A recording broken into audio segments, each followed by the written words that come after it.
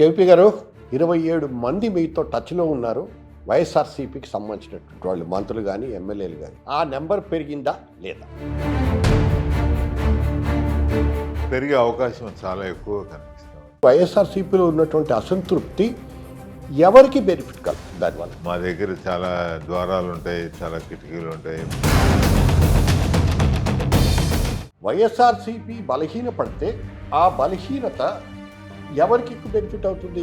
తెలుగుదేశం. చంద్రబాబు నాయుడు పరిపాలనా విధానంతో ఆంధ్ర రాష్ట్రానికి చాలా నష్టం జరిగింది.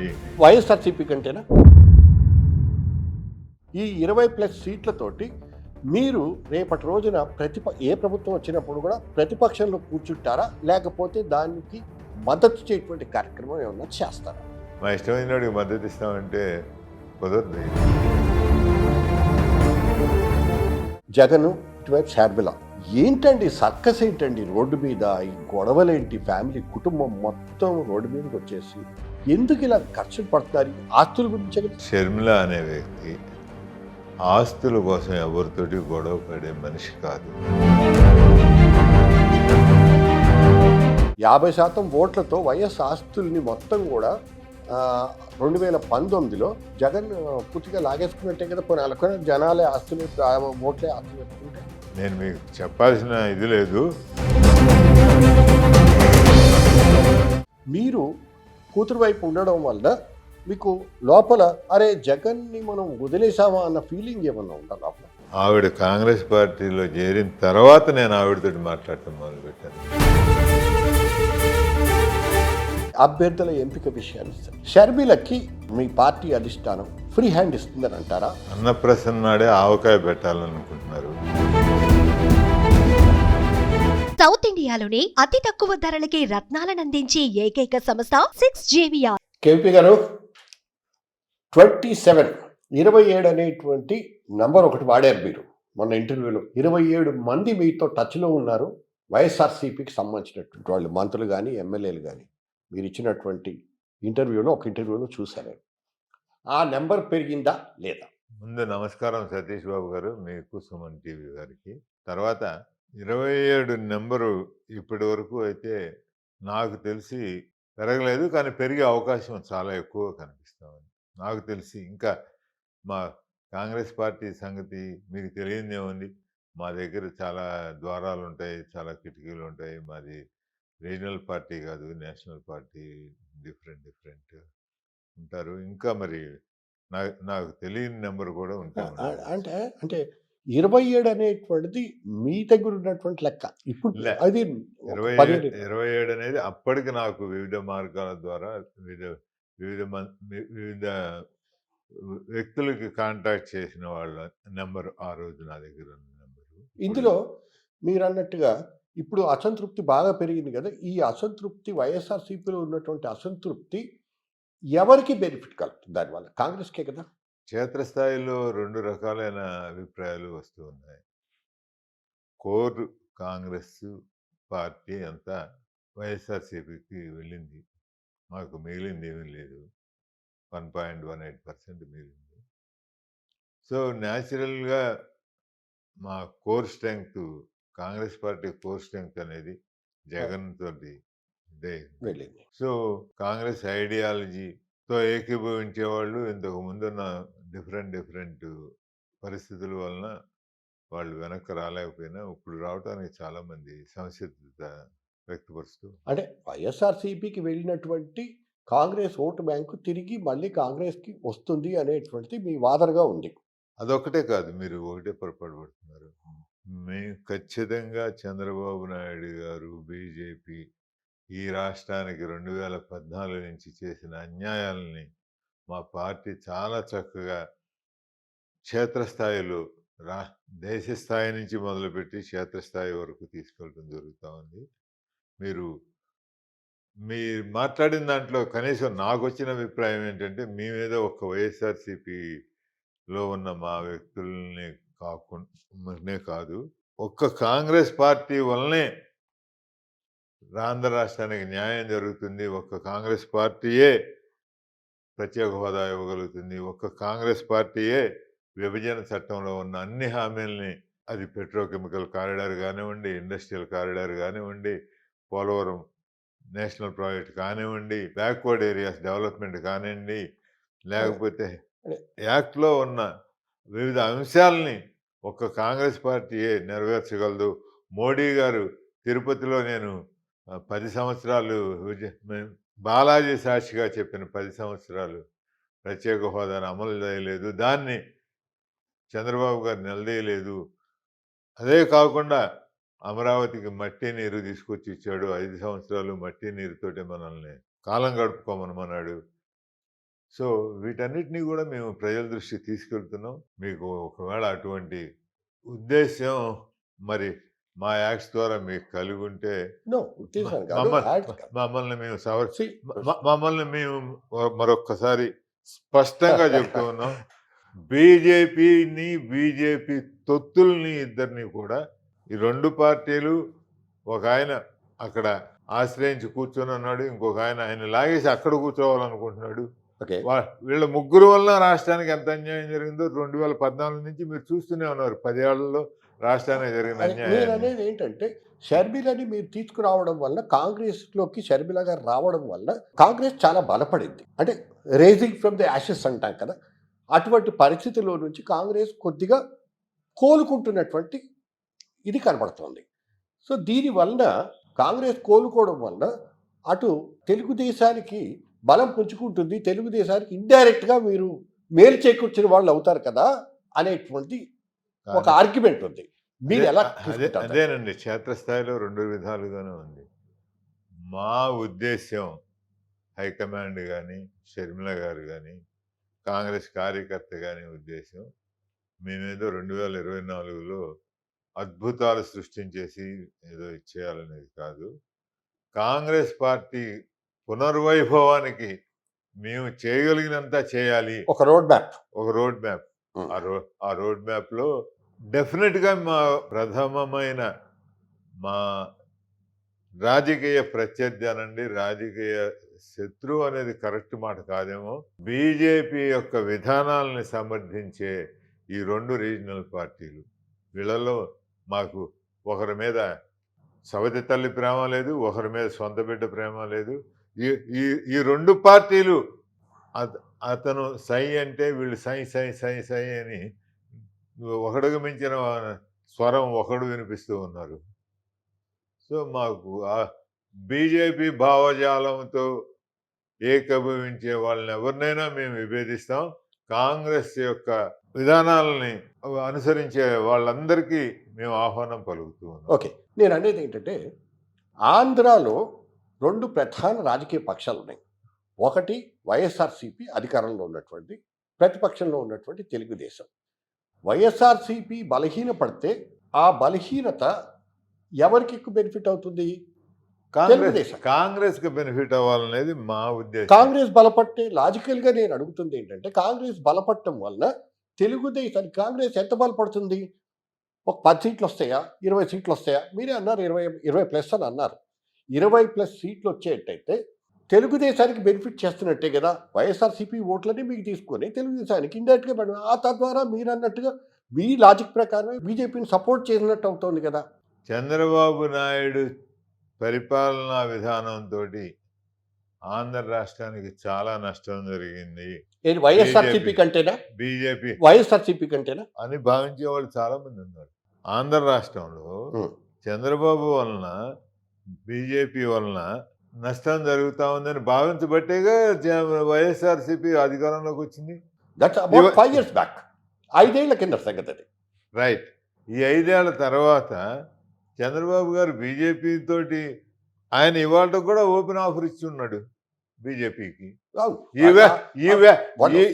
వాళ్ళు రానివ్వట్లేదు కదా. ఈ వేళకి ఎవరైనా బీజేపీ విధానాలని ఖండించకుండా ఉన్న అతి కొద్ది మందిలో చంద్రబాబు నాయుడు గారు ఒకరు. నిన్న కూడా ఆ పని వైఎస్ఆర్సీపీ కూడా చేస్తుంది కదా. నేను చెప్తా ఉంది అదే. ఒకరేమో వారి పాదాల దగ్గర ఆశ్రయించి కూర్చొని ఉన్నారు, ఇంకొకళ్ళేమో వారిని లాగేసి వీరు కూర్చోవాలనుకుంటున్నారు. మీరు దోహదం చేస్తున్నారంటున్నాను. మీరు మీరు బలపడొచ్చు కాక. ఇందులో 2 విధానాలు ఉన్నాయి.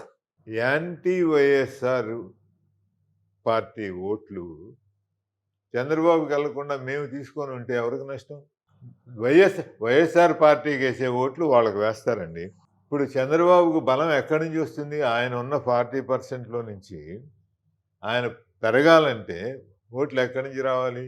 అంతకుముందు వైఎస్ఆర్సీపీకి వేసిన ఓట్లు ఆయనకు వస్తే ఆయన బలం పెరుగుతుంది, అంతే కదా? ఓకే.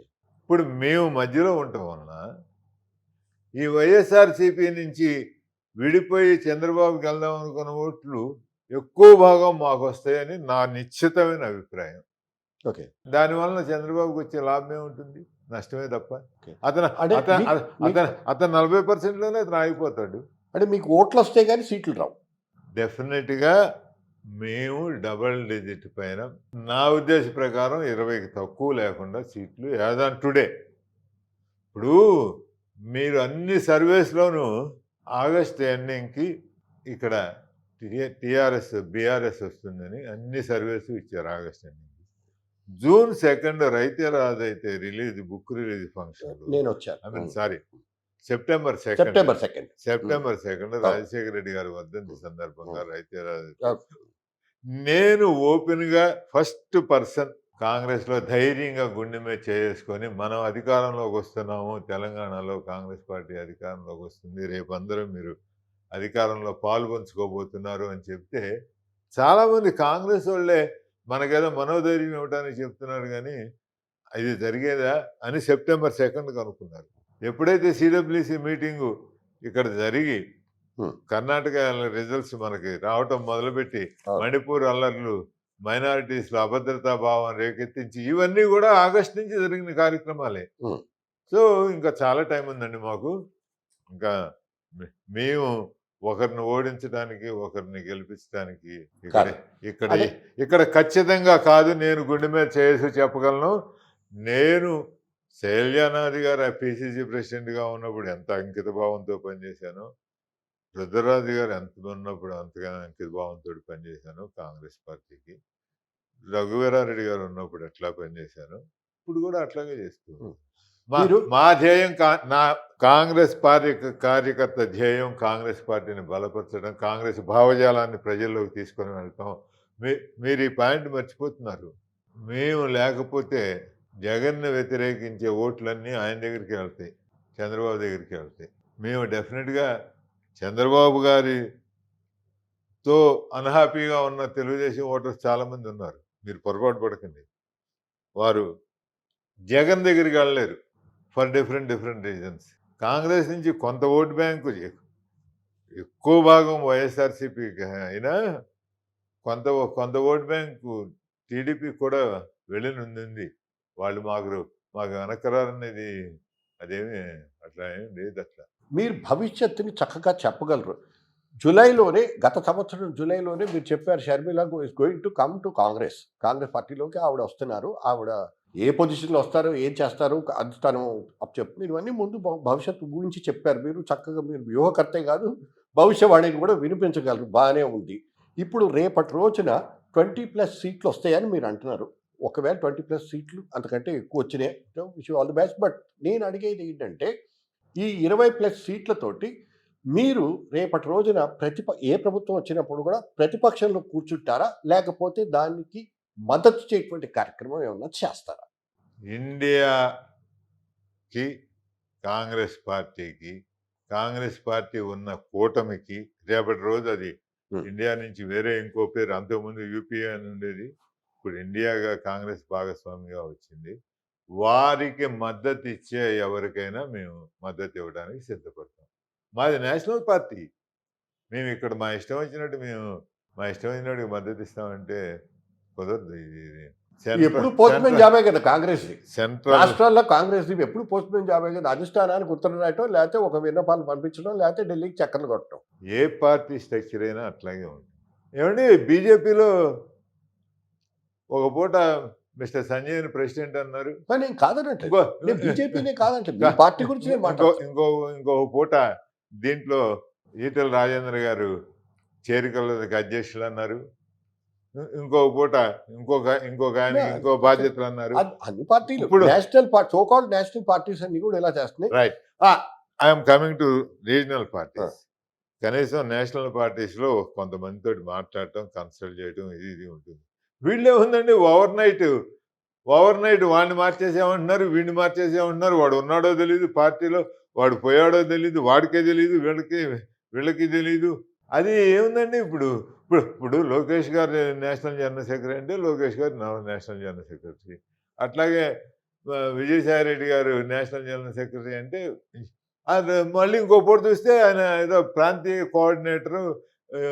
మళ్ళీ ఇంకో పూట చూస్తేనేమో ఇంకొక ఆయన ఒక ఆయన తిరుపతికి ఇన్ఛార్జ్ అని ఒక పేరు కనపడుతుంది, ఇంకో పూట ఏమో ఇంకోటి కనపడుతుంది. ఇవి ఇంకా ఎక్కువ ఆర్బిటరీగా ఉంటాయి. మీరు మాది నేషనల్ పార్టీ కనుక మీరు అనగలుగుతున్నారు.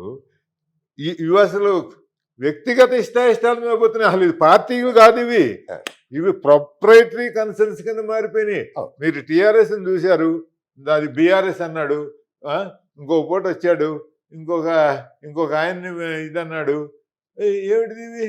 అది మరీ ఆర్బిటరీగా ఉన్నాయి. కనీసం అభిప్రాయం స్వీకరణ లేకపోతే ఇంకోటి కూడా లేదు. వాళ్ళకు పొద్దున్నే రాత్రిపూట ఒక ఐడియా వస్తే పొద్దున్నే ఆర్డర్ ఇష్యూ చేసేస్తున్నారు. కనీసం మాకు కన్సల్ట్ చేయటం, ఎవరైతే బాగుంటుంది పిసిసి ప్రెసిడెంట్ అని కనుక్కోవటం, ఇట్లాంటి కార్యక్రమాలన్నా ఉన్నాయి మాకు. ఏంటండి కేవీపీ గారు, రాజశేఖర రెడ్డి గారిని మీ ఆత్మబంధువు అయినటువంటి రాజశేఖర రెడ్డి గారు, మీరు ఆత్మబంధువు ఆయనకి ఆత్మని అటువంటి రాజశేఖర రెడ్డి గారికి ఎన్నిసార్లు నేదురుమల్లి జనార్దన్ రెడ్డి విషయంలో, విజయభాస్కర్ రెడ్డి గారి విషయంలో ఎన్నిసార్లు 20 సంవత్సరాల పాటు మాలాంటి వాళ్ళ జర్నలిస్టులు అందరూ సాక్ష్యం. అసెంబ్లీ లాబీల్లో కూర్చుని ఆ షీల్డ్ కవర్ తీయటానికి వాళ్ళు పడినటువంటి ఇదంతా పైనుంచి రుద్దడమే కదా. బీజేపీ అదే పని చేస్తోంది. బీజేపీ కాదండి, what about BRS alias TRS, what about TDP, what about YSRCP? మీరు వాళ్ళని ఎందుకంటే అంటున్నా, మమ్మల్ని ఎందుకంటే వాళ్ళకి మేము కనీసం ఒక సీల్డ్ కవర్లో ఒక మనిషిని పెట్టినా పంపుతున్నాం, వాళ్ళకి అది కూడా లేదు. వాళ్ళు జస్ట్ మాకు కనీసం మనిషి వచ్చి ఒక సీల్డ్ కవర్ అన్నా ఓపెన్ చేసి హైకమాండ్ అభిప్రాయం, ఇక్కడ అసలు అది కూడా లేదు. వీడికి తెల్లవారేటప్పటికి వాడు ఏ ఉద్యోగంలో ఉన్నాడో వాడికి తెలియదు. అందువల్ల మీరు కరెక్ట్ కాదు. అది పూర్వం మేము ఒక్కళ్ళమే పవర్లో ఉండేవాళ్ళం కాబట్టి మా పేరు మీద ఆ విమర్శలు వచ్చాయి. ఇప్పుడు ఇది పవర్ తోటి అందరికీ సంక్రమించింది. ఇది ఎవరు మీరు చెప్పండి. అన్ని పార్టీలు అదే పద్ధతి వైఖరిని అవలంబిస్తారు. మమ్మల్ని ఒక్కళ్ళే ఎందుకంటారు మీరు? ఒక్కళ్ళే అంటలేదు, సాపత్యాలు వచ్చినప్పుడు దాని గురించి చెప్తున్నాను. మీరు బీజేపీ చేసిందంటే కాంగ్రెస్ కూడా చేసింది అదే కదా. పోస్ట్ మ్యాన్ జాబే కదా ఏదైనా కానీ. అధిష్టానానికి ఓ విన్నపం. తప్పు సతీష్ బాబు గారు, మీరు కాంగ్రెస్ అన్నప్పుడు నేను బీజేపీని ఇస్తాను. వైఎస్ఆర్సీపీ అండ్ కాంగ్రెస్ రెండు పార్టీల పరంగా విభేదాలు ఉండొచ్చు, కొట్లాడుకోవచ్చు. బట్ బేసిక్గా ఇటువైపు జగను, ఇటువైపు షర్మిల అవతల వైపు, వీళ్ళిద్దరూ ఏంటండి సర్కస్ ఏంటండి రోడ్డు మీద? ఈ గొడవలేంటి? ఫ్యామిలీ కుటుంబం మొత్తం రోడ్డు మీదకి వచ్చేసి ఎందుకు ఇలా ఖర్చులు పడుతున్నారు? ఆస్తుల గురించే కదా. ఈ ఆస్తులు కనుక లేకుండా ఉంటే, ఈ గొడవ లేకుండా ఉంటే ఆవిడ బయటకు వచ్చేది అసలు ఫస్ట్. ఇప్పుడు ఒక రాంగ్ కాన్సెప్ట్ ఎందుకనో రకరకాల వీటి ద్వారా ఒక పర్సెప్షన్ అట్లా బలంగా వెళ్ళింది. నాకు తెలిసినంత వరకు షర్మిల అనే వ్యక్తి ఆస్తుల కోసం ఎవరితోటి గొడవ పడే మనిషి కాదు. ఇంకా ఏమైనా లోతైన కారణాలు ఉండాలి. పర్సెప్షన్ అట్లా. ఆవిడేం చెప్పింది? నేను ఆస్తుల విషయంలో గొడవపడ్డాను. ఆవిడ బయట పెట్టి ఆస్తులు, మా ఇద్దరికి ఆస్తులు విభేదాలు ఉన్నాయనేటువంటి ఆవిడ చెప్పింది, ఆయన చెప్పారు, జగన్ కూడా చెప్పారు. దానివల్ల నేను రాజకీయ పార్టీలోకి వచ్చానని చెప్పింది. రాజకీయ పార్టీలోకి వచ్చాయని ఆవిడేమనలేదు. నేను ఆ ఇంటర్వ్యూ చూశాను. రెండు సబ్జెక్ట్స్, వీటిని కలపకండి దయచేసి. అది వేరే విషయం, ఇది వేరే విషయం అని చెప్పింది. వేరే విషయం కరెక్టే. పర్సెప్షన్లో ఎట్లా వస్తా ఉందంటే, దాంట్లో ఆవిడేదో ఆస్తుల విషయంలో నాకు తెలిసిన షర్మిల అయి ఉంటే, ఈ మధ్య మాకు కూడా పూర్వం, ఇప్పుడు నేను ఆవిడని షర్మిల గారు అనాలి, ఆవిడ మా ప్రెసిడెంట్, పార్టీ ప్రెసిడెంట్ కాబట్టి షర్మిల గారు అయితే ఆస్తుల కోసం కుటుంబంలో తను పడే వ్యక్తిత్వం కల మనిషి కాదు. జనం కూడా ఏమనుకుంటారంటే, అసలు వైఎస్కి ఏ ఆస్తులు బేసిక్ ఇవి జనాలు తెలుసుకోవాలనుకుంటున్నారు. మీరేమన్నా చెప్పగలరా?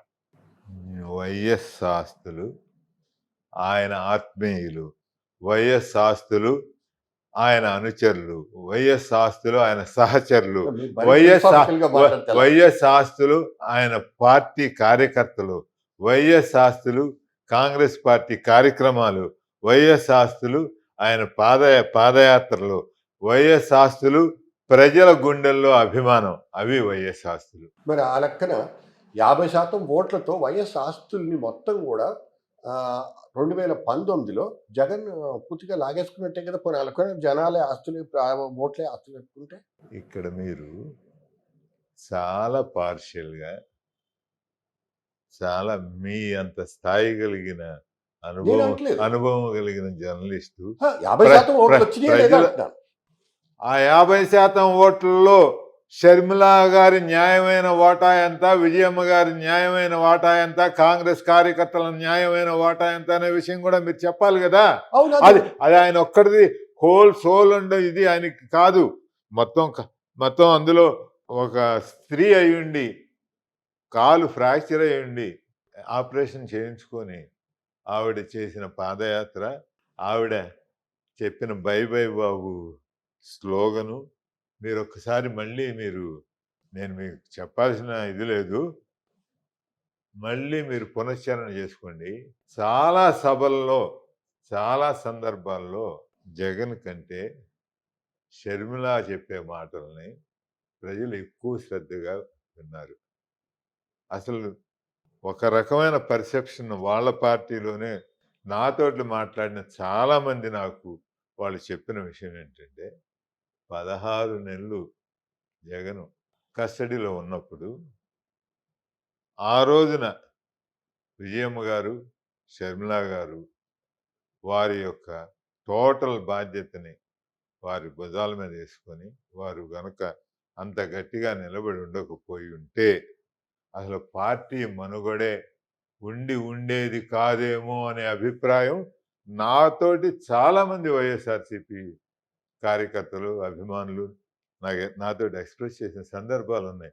మరి వారికి మీరు ఎందుకు ఎవరు? వారికి డ్యూ షేర్ ఎందుకు ఎవరు? మీరు వారికి లేదా దాంట్లో హక్కు, అధికారం? ఏ వైఎస్ఆర్సీపీ కార్యకర్త కూడా దీన్ని ప్రైవేట్ సంభాషణలో ఎప్పుడూ డినై చేయలేదు. ఒక వాదన ఒకటి ఉంది. మీకును షర్మిల గారికి పెద్ద తేడా ఏం లేదు. ఎందుకంటే ఇద్దరూ కూడా మొదట్లో జగన్కి మద్దతు ఇచ్చినటువంటి వాళ్ళే. వైఎస్ గారు నిష్క్రమించిన తర్వాత మీ ఇద్దరూ కూడా జగన్కి మద్దతు ఇచ్చినటువంటి వాళ్ళు. మీరైతే అవుట్ ఆఫ్ ది వే వెళ్ళి చేశారు. జగన్ ఎలా అయినా సరే ఒక నాయకుడిని చేయాలి, కాంగ్రెస్ పార్టీలో ఉన్నన్ని రోజులు ఎస్. తర్వాత ఆవిడ కూడా ఏంటంటే ఈయన అన్న పార్టీ కోసం తిరిగింది, అన్న పార్టీ ఏర్పాటు తర్వాత ఆవిడ కన్వీనర్గా ఉన్నారు, ఇవన్నీ చేశారు. కానీ ఇద్దరు డిఫర్ అయ్యారు. మీరు కాంగ్రెస్లో ఉండి డిఫర్ అయ్యారు, ఆవిడ వైఎస్ఆర్సీపీలో ఉండి డిఫర్ అయ్యింది, అంతే తేడా. కానీ బట్ ఇద్దరు ఒకటేటువంటి దీన్ని ఎలా అర్థం చేసుకోవాలి అంటే, జగన్కి వ్యతిరేకంగా ఉండడం అనేటువంటిది మీ ఇద్దరితో ఉన్నటువంటి కామన్ పాయింట్ ఒక చాటు నుంచే స్టార్ట్ అయింది ఆల్మోస్ట్ అనేది. ఈ రెండు ఎంటైర్ డిఫరెంట్ ఫిలాసఫీ అండి. ఎలా? నేను జగన్మోహన్ రెడ్డి గారికి నా యొక్క శక్తి మేరకు ఆయన ఆలోచన విధానం కాంగ్రెస్ పార్టీలో ఉండేట్టుగానే చూసుకోవాలనేది నేను ప్రయత్నించాను. అప్పుడున్న పరిస్థితుల్లో అది నా పరిధి మించిపోయింది. అప్పుడు రాజశేఖర రెడ్డి గారు వ్యతిరేక శక్తులన్నీ ఢిల్లీలో ఒకటై ఒక గ్యాప్ క్రియేట్ చేయగలిగారు హైకమాండ్కి, జగన్మోహన్ రెడ్డి గారికి. కొన్ని అపార్థాలు ఏర్పడినాయి. వాటిని నేను I failed in my duty, in my commitment. అంటే కమిట్మెంట్ కాదు, కమిట్మెంట్లో ఫెయిల్యూర్ ఏం లేదు. నేను ఆయన్ని సందర్భాన్ని అర్థం చేసుకోగలిగినట్లుగా చెప్పడంలో నేను ఫెయిల్ అయ్యాను. Yes, I agree for my failure. And Sharmila garu మీరు అడిగిన రెండో ప్రశ్న దాంట్లో ఆవిడ కుటుంబంతో పాటు కలిసి నడిచారు. మోస్ట్ ఆఫ్ ద టైం ఒక గార్డియన్ లాగా వ్యవహరించాల్సినటువంటి పరిస్థితి, ఇద్దరు సమానం అని అన్నారు. మీరు విజయమ్మ గారికి ఒక కష్టం వచ్చింది. ఇప్పుడు ఇద్దరు కొడుకు ఒకవైపు, కూతురు ఒకవైపు ఉన్నటువంటి నేపథ్యంలో మీరు కూతురు వైపు ఉండడం వల్ల మీకు లోపల అరే జగన్ని మనం వదిలేసామా అన్న ఫీలింగ్ ఏమన్నా ఉందా లోపల? మళ్ళీ మీరు ఇక్కడ అసలు నా ఫిలాసఫీనే మీరు అర్థం చేసుకున్నట్టు కనపట్లేదు. నా పార్టీ దురదృష్టం. కాంగ్రెస్ పార్టీ అంటారు. నేను షర్మిలా గారితోటి మాట్లాడటం మొదలుపెట్టింది ఆవిడ కాంగ్రెస్ పార్టీలో చేరిన తర్వాత. ఓకే. ఆవిడ కాంగ్రెస్ పార్టీలో చేరిన తర్వాత నేను ఆవిడతోటి మాట్లాడటం మొదలుపెట్టాను. అంతకుముందు ఫంక్షన్స్లో కలిసినప్పుడు మీ అందరు ఎదురుగుంటా మాట్లాడుకోవడమే తప్ప నేను ఆవిడతో మాట్లాడటం అంటే మొత్తం కుటుంబంతోనే దూరంగా ఉన్నారా లేకపోతే షర్మిల గారు నన్ను అప్పుడు రాజశేఖర రెడ్డి గారి 12వ దీనికి పిలిచారు, వెళ్ళాను, నన్ను మాట్లాడమన్నారు. నాకు నా హృదయంలోంచి వచ్చిన మాటలు ఏవో మాట్లాడాను, వచ్చాను. ఇట్లా అయింది. ఆ రోజు కూడా పార్టీతోటే ఉన్నాను, ఇప్పుడు కూడా పార్టీతోటే ఉన్నాను. ఆవిడ మళ్ళీ పార్టీలోకి వచ్చిన తర్వాత ఆవిడని గిడుగు రుద్రరాజప్పుడు నేను లేనా పార్టీలో, శైలజనాథ్ అప్పుడు లేనా పార్టీలో, ఇప్పుడు పార్టీతోటే ఉన్నాను. అంటే ఇంతకు ముందు ఇప్పుడు రుద్రరాజు గారు మీ పార్టీ ప్రెసిడెంట్గా ఉన్నప్పుడు ఇంత యాక్టివ్గా లేరు మీరు. షర్మిల గారు వచ్చిన తర్వాత మాత్రం చాలా యాక్టివ్ అయ్యారని అనిపిస్తుంది. దాన్ని ఎలా తీసుకోవచ్చు? షర్మిలా గారు పార్టీలోకి వచ్చిన తర్వాత ఇడుపులపాయ మా ఇద్దరికి చాలా పవిత్రమైన ప్రదేశం. రాజశేఖర రెడ్డి గారి ఆత్మ, ఆయనకు చివరి కోరిక తన ఇడుపులపాయలో ఆ వ్యవసాయ క్షేత్రంలో తనని మమైకం చేయమని. అక్కడికి వెళ్ళి ఆయన ఆశీస్సులు షర్మిలాకి ఉండేట్టుగా, కాంగ్రెస్ పార్టీకి ఉండేట్టుగా చేయమని మేము అక్కడ మొదలు తర్వాత విజయవాడ వెళ్ళి అంటే మీరు పార్టీ ఆవిడ ఛార్జ్ తీసుకున్న తర్వాత వచ్చాను. నేను రుద్రరాజు గారు అప్పుడు కూడా ఆయన ఛార్జ్ తీసుకునేటప్పుడు వెళ్ళాను. ఆయన ఏ మీటింగు పిలిచినా ఫలానా మీటింగ్ రమ్మని నేను ఖచ్చితంగా వెళ్ళాను. తర్వాత నేను షర్మిల గారి ప్రోగ్రామ్స్లో మొట్టమొదటి ప్రోగ్రాంలో ఉన్నాను, తర్వాత మళ్ళీ చివరి ప్రోగ్రాంలో ఉన్నాను. ఫస్ట్ ప్రోగ్రాంలో ఇచ్చాపురం, అది కూడా మా ఇద్దరికి చాలా ఇష్టమైన ప్లేసు. మీకు కూడా చాలా ఇష్టమైన ప్లేసు. రాజశేఖర రెడ్డి గారి పాదయాత్ర, అక్కడ మహాప్రస్థానం అక్కడ ముగిసిన చోట అక్కడికి వెళ్ళి మేము ఆయనకి నివాళులు అర్పించి ఆయన గుర్తు చేసుకుని, నాట్ దట్ మేము మర్చిపోయామని కాదు, మళ్ళీ అక్కడ వెళ్ళి ఫస్ట్ మీటింగ్ పార్టిసిపేట్ చేశాను. మళ్ళీ లాస్ట్ మీటింగ్ కర్నూలులో పార్టిసిపేట్ చేశాను. మధ్యలో నేను ఎక్కడా లేను ఆవిడతో. అభ్యర్థుల ఎంపిక విషయాన్ని, సెలెక్టింగ్ ఆఫ్ క్యాండిడేట్స్ రేపు పొద్దున కాంగ్రెస్ వైపు షర్మిలకి మీ అధిష్టానం, మీ పార్టీ అధిష్టానం ఫ్రీ హ్యాండ్ ఇస్తుందని అంటారా? అన్నప్రసన్న నాడే ఆవకాయ పెట్టాలనుకుంటున్నారు. ఆవిడ నిన్నే తీసుకుంది ఛార్జీ. అంతా కలిపితే ఫ్యూ డేస్ బ్యాక్ చేసుకుంది. ముందు ఆవిడని క్షేత్రస్థాయిలో పరిశీలించలేని, ముందు ఆవిడని కార్యకర్తలని గుర్తుపట్టడం, కార్యకర్తలు ఆవిడని కలవటం, ఆవిడ అవన్నీ అయిపోయిన తర్వాత మళ్ళీ మనం ఇంకోసారి దాని మీద ఆ స్టేజ్ వచ్చిన తర్వాత మళ్ళీ ఒకసారి మనం చర్చించుకుందాం. అంటే జస్ట్ ఓన్లీ థింగ్ ఏంటంటే ఆవిడ ఎప్పుడు జనరల్గా ఇటు వైఎస్ఆర్సీపీ నుంచి వచ్చినటువంటి వాళ్ళు ఎక్సోడస్ చాలా ఎక్కువ మంది బయటకు వస్తున్నారు అనేటువంటి వాళ్ళ ఎగ్జిట్ గేట్లు చాలా రష్గా ఉన్నాయి, బయటకు రావడానికి జనాలు తాపత్రయపడుతున్నారు అక్కడ ఉన్నటువంటి వాళ్ళు అనేటువంటి బయట వినిపిస్తున్నటువంటి మాట.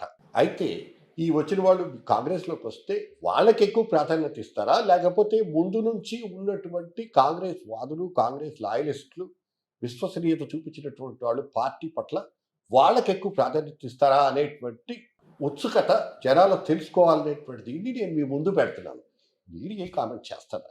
నాకు మొన్న చూసిన లేటెస్ట్గా అబ్జర్వ్ చేసిన కర్ణాటక ఎలక్షన్స్ కానీ, తెలంగాణ ఎలక్షన్స్ కానీ, కాంగ్రెస్ పార్టీ యొక్క ఎలక్షన్ ప్రాసెస్ నేనే కాదు మీరందరూ కూడా చూశారు.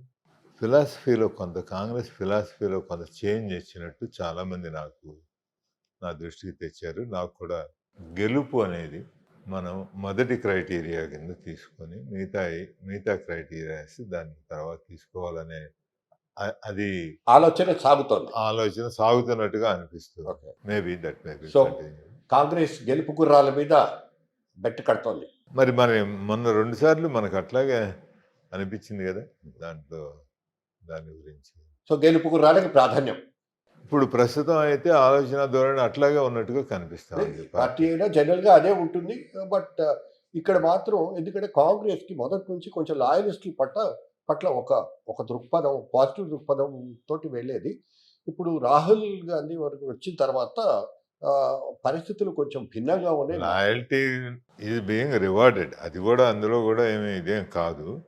బట్ ఎలక్షన్లు గెలవటం కూడా ఒక ప్రాధాన్యంగా, పూర్వం పార్టీ విధానాలు, పార్టీ ఆలోచన ధోరణికే టోటల్గా ఇచ్చేవారు. ఇప్పుడు కొంచెం పార్టీలో గెలిచే వీళ్ళని కూడా మనం కలుపుకొని కన్సిడరేషన్ పోవాలి, వాళ్ళకి ప్రాధాన్యత ఇవ్వాలి అనేది. అని ఆ type of. That's great thing అండి. Wish all the best your party and yourself and there. Thank you.